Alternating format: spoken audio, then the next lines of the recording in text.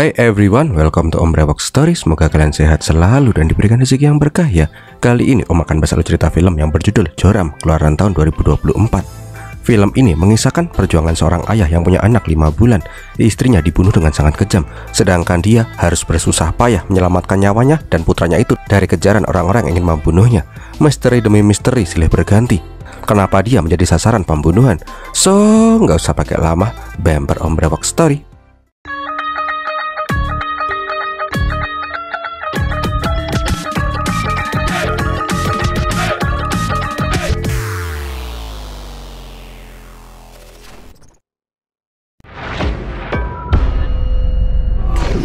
Awal kisah diperlihatkan ada sepasang suami istri di pedalaman India yang lagi asik bersenda gurau dan main ayunan bareng-bareng. Pertanyaan Om nih ya, kenapa kok mas-mas itu duduknya di sana? Buat ngelihat sesuatu kah? Adalah intinya mereka tuh sangat senang di kala itu dan bernyanyi bersama. Namun seketika tuh ayunan pun berhenti berayun. Mumbai 5 tahun kemudian. Diperlihatkan mas-mas yang di awal film yang bernama Bala. Saat ini dia bekerja di sebuah proyek pembangunan hotel. Di sana juga diperlihatkan istri dari si Bala yang bernama Vano.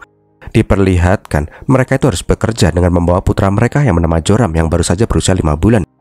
Keseharian mereka setelah bekerja adalah menempati sebuah ruangan proyek yang sementara menjadi rumah mereka untuk bernaung. Intinya si Bala dan si Vano selalu saja berpindah-pindah tempat untuk menyambung hidup. Beberapa hari kemudian diperlihatkan ada antrian panjang di proyek itu. Di kala itu, Bala pun bertanya ke temannya si Omar, mereka itu semua lagi apa? Omar mengatakan rupanya ada politikus yang sedang membagikan sentat dan kain sari untuk para pekerja. Ya biasalah buat mendulang suara. Omar juga bilang, tuh ibu politikus kayaknya sih satu suku dengan si Bala karena punya tato di jidat yang menjadi penanda sukunya si Bala. Mendengar itu, Bala pun terlihat seperti ketakutan. Di kala itu, ibu Pulo Karma pun menyadari kedatangannya si Bala. Dia pun langsung menyapa Bala dan bertanya banyak hal. Dari mana asalnya, dari suku apa, dan sudah berapa lama di Mumbai. Namun Bala hanya bisa terdiam. Di sana dia meminta asprinya Mbak Desi untuk memberikan senter, tapi sayangnya kain sarinya telah habis dibagikan. Tak lama berselang, Vano pun keluar. Nah, dari Vano lah Pulo mendapatkan jawaban asal mereka berdua dari daerah yang bernama Jharkhand. Setelah itu, Pulo pun langsung mendatangi bilik kamarnya si Bala. Dia pun kembali bertanya ini itu kepada si Bala. Di saat itu, Pulo mengetahui Bala itu berasal dari desa Jipindi, dan seketika dia pun langsung terdiam. Om kirain kenapa kan ya, rupanya si Pulo itu minta tambah makanan. Dari Vano, Pulo pun menyadari kalau keluarga Bala itu merantau ke Mumbai sekitar 5 tahun yang lalu. Sepulangan dari proyek itu, terlihat si Pulo yang sedikit shock. Dia pun langsung bilang ke Mbak Desi kalau kemungkinan besar kalau orang itu adalah si Dasu, orang yang selama ini mereka cari. Pasti dia telah mengubah namanya dan tinggal di Mumbai untuk menghilangkan jejak. Di saat yang bersamaan, diperlihatkan si Vano yang berbincang dengan si Bala. Dia menyayangkan kenapa dia tidak mendapatkan kain sari. Bila dia mendapatkan kain sari itu, dia akan membuat ayunan yang jauh lebih besar. Ya secara nggak langsung, Vano itu lagi menyinggung kehidupan lama mereka. Di kala mereka masih di desa, dan di kala mereka itu masih bisa bebas bermain ayunan ditemani oleh si Bala. Namun si Bala tidak mau menangkapin hal itu, karena menurutnya tinggal di Mumbai adalah pilihannya yang paling tepat dan aman. Nah di saat itu, kita dibawa flashback 5 tahun yang lalu. Di desanya si Bala, ada orang yang bernama Matvi sedang memberikan penyuluhan.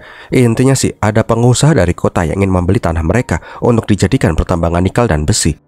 Di saat itu, banyak orang yang tidak setuju. Suku mereka itu telah mendiami tanah itu lebih dari 2000 tahun. Apalagi bila tuh proyek pertambangan berjalan, semua ekosistem di sana pun akan hancur. Salah satu yang menentang paling keras adalah si Vano. Tapi Bala mencoba menenangkan si Vano, karena dia sadar menghadapi orang besar seperti mereka itu tidak akan mudah. Malam harinya mereka berdua pun malah berdebat. Bala bilang kalau ini hanyalah sebuah tanah. Jangan membahayakan nyawa mereka demi sebidang tanah. Kembali lagi ke masa kini, diperlihatkan si Bala yang kepikiran dengan omongannya si Vano semalam. Dia pun langsung pergi ke pasar untuk membelikan kain sari untuk si Vano.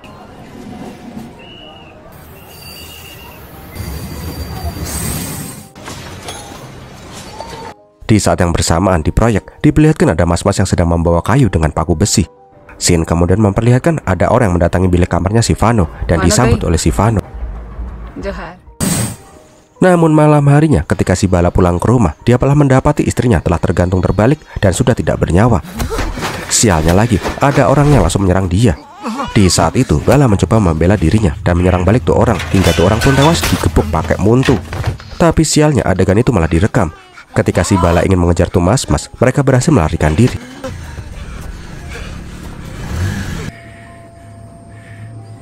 Karena keributan itu, semua kulit di sana pun langsung pada keluar.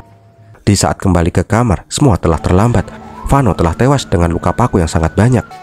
Sialnya di kala itu, si Bala malah mendengar suara sirine polisi. Nggak mau ditangkap sama polisi karena dituduh membunuh istrinya sendiri. Bala pun langsung mengambil si Joram dan berniat kabur dari sana. Nah, di bawah, inspektur yang datang bernama Dinkar. Dia langsung memerintahkan anak buahnya untuk men-screening daerah itu. Di lain sisi, Bala yang mencoba kabur lewat scaffolding, dia malah ketahuan oleh si Dinkar. Alhasil, Bala pun diuber-uber sama polisi.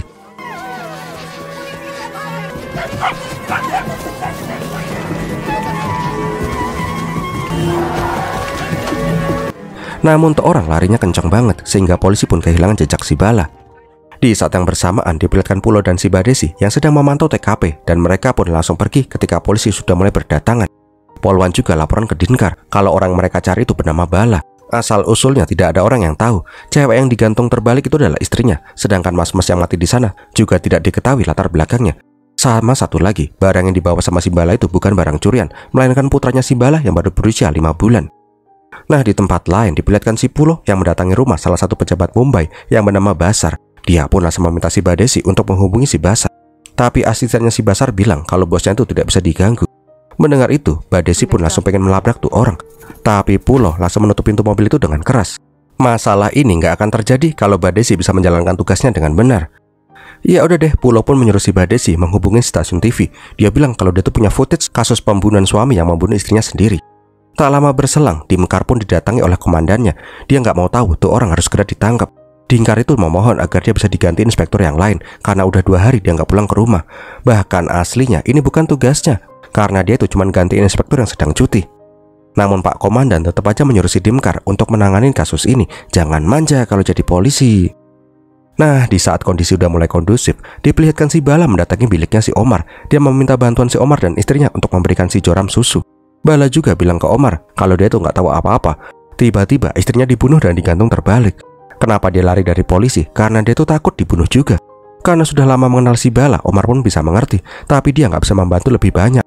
Karena dia juga ikut takut keseret-seret ke masalahnya si Bala. Setelah mendapatkan sebotol susu untuk si Joram, mau nggak mau si Bala pun harus kembali kabur untuk menyelamatkan nyawanya. Keesokan harinya, TV menayangkan breaking news. Bala yang diduga membunuh istrinya sendiri ternyata adalah mantan anggota pemberontak JDV. Media pun langsung menggoreng berita itu. Kenapa polisi Mumbai bisa kecolongan dengan membiarkan pasukan pemberontak tinggal bebas di Mumbai tanpa ketahuan? Karena berita viral itu, Basar pun langsung menghubungi Pulo Karma. Intinya sih, Basar mempertanyakan kenapa video itu bisa bocor ke publik. Pasti itu adalah ulah dari si Pulo. Namun Pulo menyangkal. Pulo juga memperingatkan kalau Bala itu kemungkinan adalah si Dasu. Kalau dia sampai lolos, mereka semua akan dalam masalah. Karena hal itulah, Basar pun berjanji dia akan menangkap si Bala alias si Dasu itu. Di lain sisi, si Dinkar pun masih aja mencari keberadaannya si Bala. Tapi dia langsung disatroni sama komandannya. Tuh orang pun semakin menekan si Dinkar karena dia juga ditekan oleh si Basar. Tuh orang sangat berbahaya karena mantan anggota pemberontak. Kalau tuh orang nggak ditangkap, jangan harap si Dinkar bisa pulang ke rumah. Malam harinya, Dinkar meminta bantuan tim MTMC. Di sana mereka pun mendapatkan rekaman CCTV kalau si Bala itu sedang mengantri tiket kereta ke Jankart. Nggak pakai lama, Dinkar pun langsung menyuruh anak buahnya ke stasiun. Nah, di lain sisi, diperlihatkan si Bala yang sedang mengantri naik kereta. Tapi pas lihat ada polisi jaga, dia pun langsung mencoba menyelinap ke gerbong kereta yang lagi ngetem. Dia pun langsung masuk ke dalam toilet untuk bersembunyi.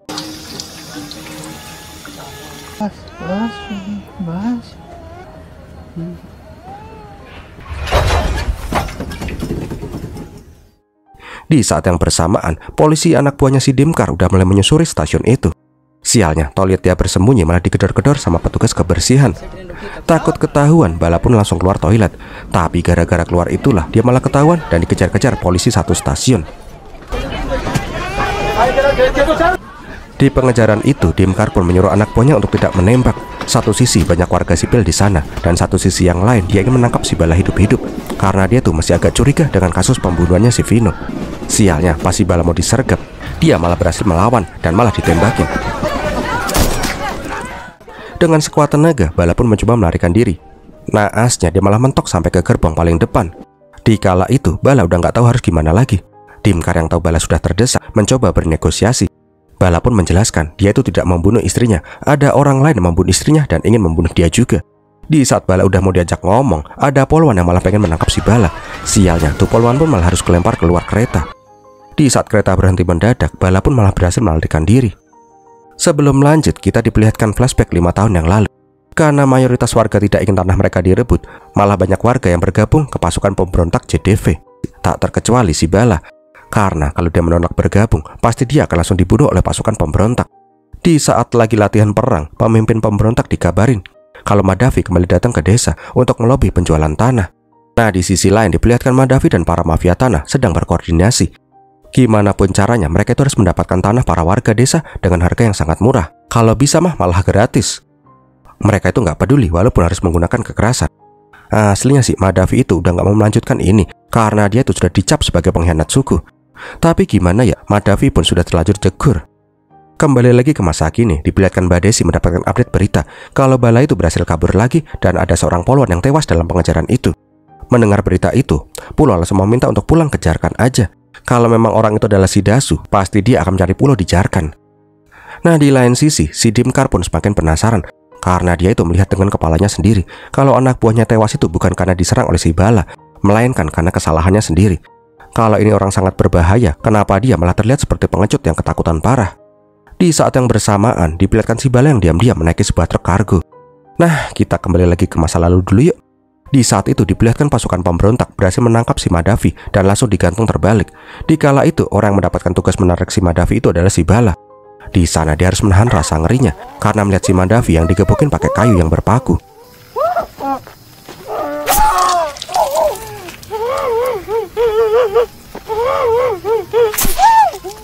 Teriakan demi teriakan keluar dari mulut si Madavi. Aslinya si Bala tidak kuat lagi, tapi dia juga takut dibunuh kalau membelot.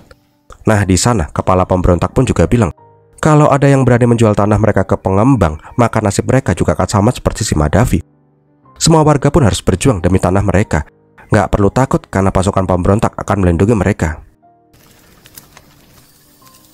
Malam harinya, si Bala yang nggak tega menurunkan tubuhnya si Madavi. Sialnya pas dicek, Madavi itu ternyata udah tewas.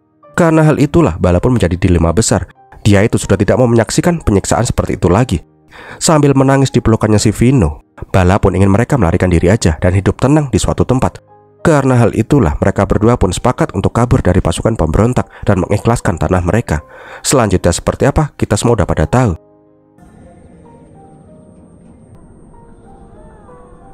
Keesokan paginya diperlihatkan mobil truk yang tiba-tiba berhenti.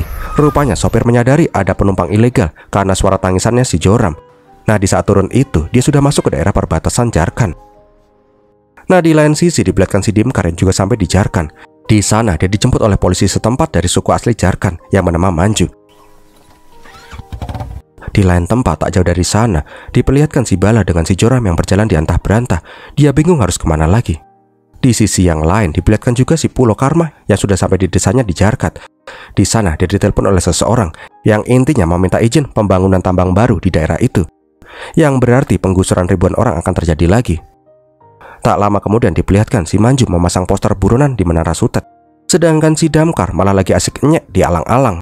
Ketika si Damkar mau cebok, Manju pun melarang si Damkar untuk cebok pakai air aqua. Karena air di sini tuh sangat mahal. Kalau mau cebok pakai daun aja, kalau enggak ya diaur-aurin tanah aja. Dan setelah selesai masang poster dan cebok pakai tanah, mereka pun melanjutkan perjalanannya. Di perjalanan itu, Damkar menyadari kalau di sana tidak ada sinyal sama sekali. Manju pun menceritakan penderitaan Jankar. Walaupun tempat mereka merupakan pemasok biji timah dan besi terbesar di India, tapi infrastruktur dan kesejahteraan masyarakatnya tidak terjamin. Bahkan bisa dibilang mereka itu sangat tertinggal, khususnya suku asli Jarkan. Itulah kenapa dulu banyak suku Jarkan yang menjadi pemberontak. Bentar nih, kok ceritanya kayak familiar ya? Adalah. Di saat yang bersamaan, diperlihatkan Bala dan si Joram yang nebeng traktor. Tanpa sadar kalau polisi yang mengejarnya juga berada di samping traktor itu. Di sana juga, Bala juga melihat baliho MLA Pulo Karma. Di sebuah desa diperlihatkan Dimkar dan si Manju memasang booster boronan. Di saat si Dimkar mau beli minuman, dia malah disuruh nimba air aja karena di sana nggak ada yang jual air mineral. Mana air butek lagi? Ya gimana lagi, nggak ada pilihan lain sih. Di saat mereka berdua cabut, Bala pun malah sampai di desa itu. Ketika disuruh turun, si Bala pun malah pingsan karena emang udah beberapa hari dia tuh belum makan. Untungnya orang-orang di sana belum notice kalau si Bala itu merupakan buronan paling dicari. Sore harinya diperlihatkan si Dimkar dan si Manju sampai di kantor polisi Jankart. Nah, di sana Dinkar pun heran karena tuh kantor lebih mirip kandang daripada kantor polisi. Dinkar juga disambut oleh inspektur polisi Jankart yang bernama Devinder. Dinkar itu sempat bertanya kenapa mereka itu nggak segera bergerak mencari buronan. Orang itu adalah pemberontak yang sangat berbahaya. Tapi Devinder bilang mungkin untuk orang Mumbai pemberontak itu dianggap momok yang sangat menakutkan. Tapi di sini pemberontak sudah menjadi makanan sehari-hari. Devinder menyuruh si Dinkar untuk bersantai sehari aja ini dulu. Pasti dia kan capek nih ya. Nanti malam mereka juga akan mengadakan pesta kecil-kecilan untuk menyambut si Dinkar. Nah, pas melewati sel tahanan, Dinkar melihat ada anak-anak remaja di bawah umur yang ditahan. Para polisi di sana bilang kalau mereka itu anak suku asli Jankart, jadi nggak masalah kalau mereka ditahan. Nggak cuman itu, sel tahanan di sana juga disulap jadi kamarnya si Dinkar. Intinya sih, tuh kantor polisi kacau balau banget. Pantesan banyak kasus yang nggak terselesaikan. Malam harinya diperlihatkan Bala yang menangkap ikan di sungai. Dia juga memberi makan joran ikan itu karena tidak punya pilihan lain. Di sini kita pun diperlihatkan sisi seorang ayah dari si Bala yang rela melakukan apapun demi putranya. Di saat yang bersamaan, pesta yang dimaksud Devinder pun digelar. Wah, pakai nyewa Mbak Gendal-Gendul lagi. Oh, waduh, situ Manju, cok. Dia itu dipaksa untuk jadi wadam karena Manju itu dari suku asli Jankart. Melihat itu, Dinkar pun langsung cabut karena mual. Devinder bilang kalau suku asli Jankart itu emang udah biasa dibully kayak gitu, jadi nggak masalah lah. Bangkainya para polisi yang udah mabuk parah malah semakin kasar dan malah ngerayangin si Manju. Dia pun dipeluk-peluk, diupuk-upuk, bahkan aja hampir dipanah.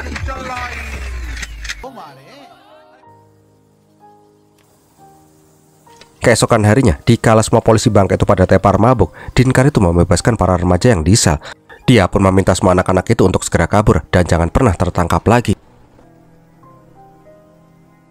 Di lain sisi diperlihatkan si Bala yang kembali nebeng traktor. Di perjalanannya itu, dia melihat kondisi kampung-kampung yang malah semakin jadi parah daripada pas dia tinggal 5 tahun yang lalu. Warga desa juga bilang kalau mereka itu harus menderita karena kemiskinan. Lahan mereka sudah tidak bisa ditanamin lagi karena sumber air yang telah tercemar merkuri dari pertambangan. Mereka juga bingung harus laporan ke siapa. Polisi, pejabat, dan instansi terkait seakan-akan tidak peduli dengan mereka. Tak lama berselang, Bala pun sampai di sebuah pasar. Dia berniat menemui teman desanya dulu yang bernama Samson. Melihat si Bala, Samson pun kaget kenapa si Bala malah kembali ke Jankart. Singkat cerita, Bala pun menceritakan semuanya.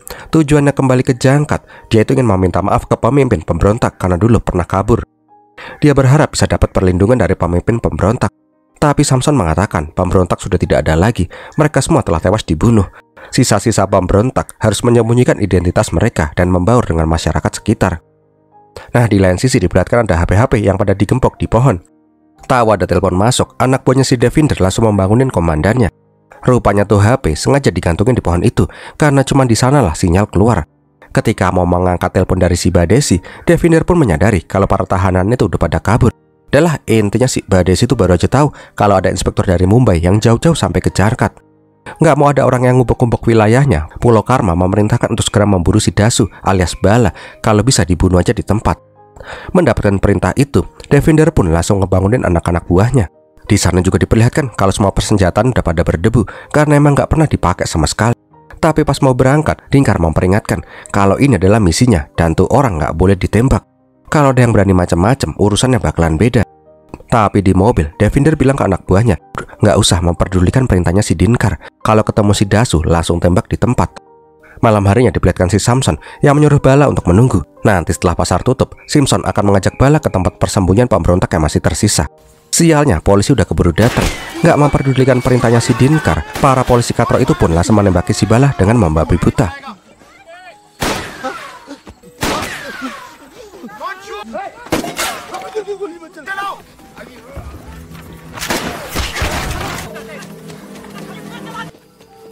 Karena hal itu juga lah, si Bala pun kembali berhasil melarikan diri masuk ke dalam hutan. Nah, di tempat lain, berita tentang kaburnya si Bala kembali diterima sama si Pulo. Terlihat wajah kesal Pulo karena si Bala itu masih aja bisa tetap hidup. Nah, di pasar, Dinkar juga melihat sangat kecewa karena ulah polisi koplak itu. Kondisi pasar di sana jadi porak-poranda tanpa membuahkan hasil. Nah, pas mau kembali ke markas, dari mobil polisi mereka sengaja nyelorongin lampu senter ke Manju dan si Dinkar sebagai tanda ketidaksukaan mereka ke Dinkar. Nah, di tempat lain di pinggir sungai, Bala pun berhasil bertemu dengan si Samson lagi. Dia pun langsung mengajak mengarungi sungai untuk menuju tempat persembunyian pemberontak yang masih tersisa. Di atas perahu, Bala pun mulai menyadari kejanggalan. Kalau emang semua pemberontak telah musnah, kenapa si Samson ini masih bisa hidup tenang di desa? Belum lagi penyerangan polisi tadi terjadi pas si Simpson itu pergi. Karena hal itulah Bala pun langsung ingin membunuh si Simpson. Akhirnya Simpson pun bilang yang sebenarnya, emang dialah pengkhianat pasukan pemberontak. Dia juga lah yang membocorkan lokasi markas pemberontak, sehingga polisi bisa menghabisi mereka semua. Dia juga yang telah membocorkan lokasi Bala ke polisi tadi. Semua dia lakukan untuk bertahan hidup. Simpson itu memohon untuk tidak dibunuh, karena dia juga punya anak dan istri. Melihat si Simpson, Bala pun bingung. Dia sudah tidak punya orang lagi yang bisa dipercaya.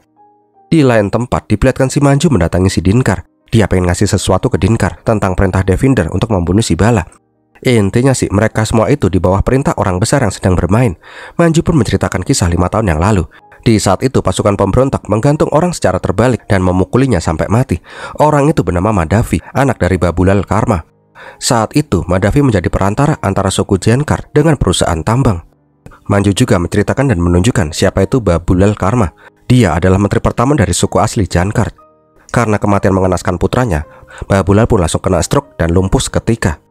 Semenjak saat itu, posisi menteri langsung diambil alih oleh adiknya, Pulo Karma.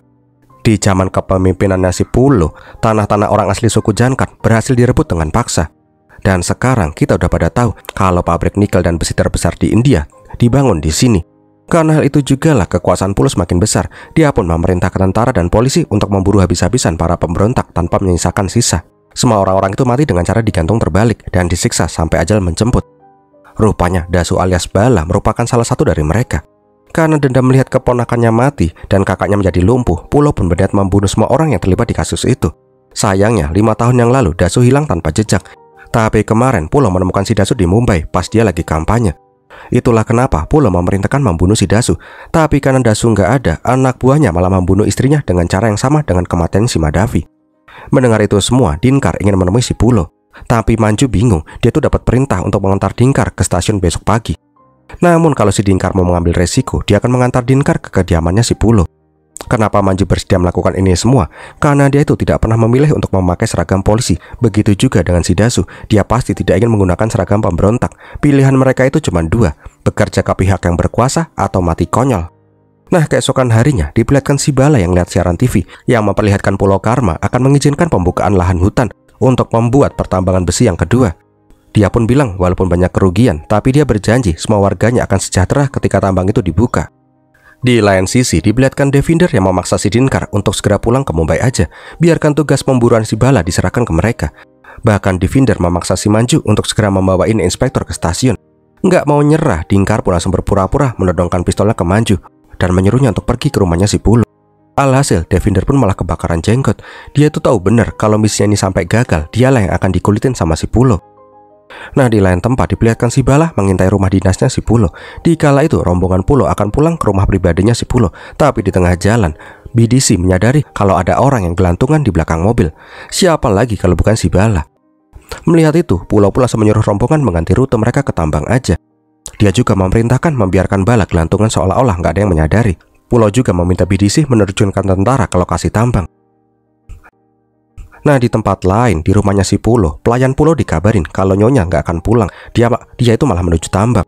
Di saat bersamaan, Manju dan si Dinkar pun sampai di sana. Dinkar langsung pengen menggeledah rumahnya si Pulo, tapi pelayan bilang kalau Pulo itu nggak akan pulang.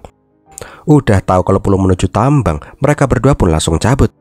Alah bangke, tuh polisi Mumbai mau kemana sih ya, muter-muter nggak jelas. Singkat cerita, rombongan mobil Pulo pun sampai di tambang. Diperlihatkan aktivitas tambang yang menyayat hati. Hutan yang dulu hijau sekarang tinggal menyisakan bebatuan tandus, pohon-pohon yang kering, dan sungai yang sudah beracun.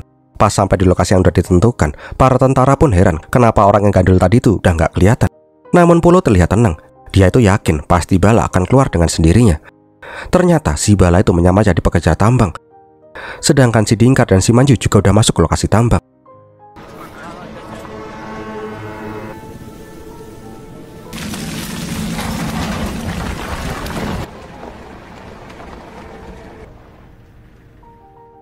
Di tempat yang sepi, BDC pun disuruh keluar dan meninggalkan Pulo seorang diri. Sedangkan dari kejauhan, Bala pun memandangi si Pulo.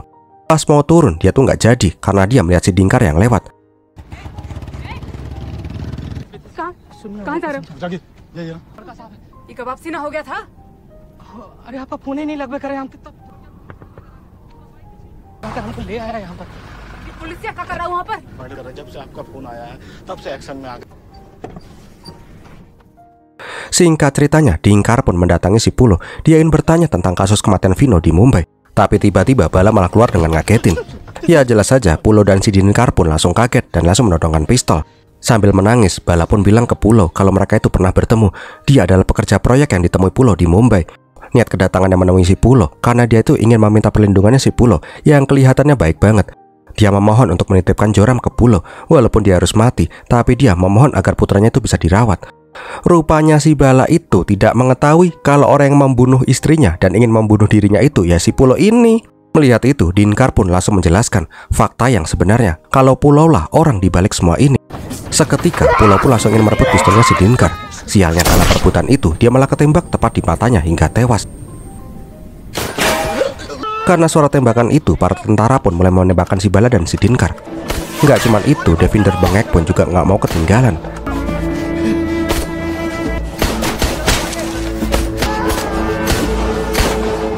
Di saat itu, Bala mencoba sekuat tenaga melarikan diri.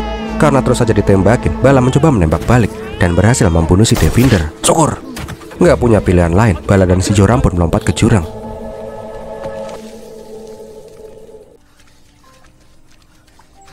Di akhir film diperlihatkan Bala yang berlari menyusuri hutan. Semenjak saat itu, Bala tidak pernah terlihat lagi. Dan filmnya pun berakhir. Wow, gimana film ini sob? Semoga menghibur ya. Kalau kalian suka silahkan like, komen, dan share. Jangan lupa subscribe. Terima kasih sudah nonton sampai detik ini. Om Rex pamit dulu dan Pirmilatian.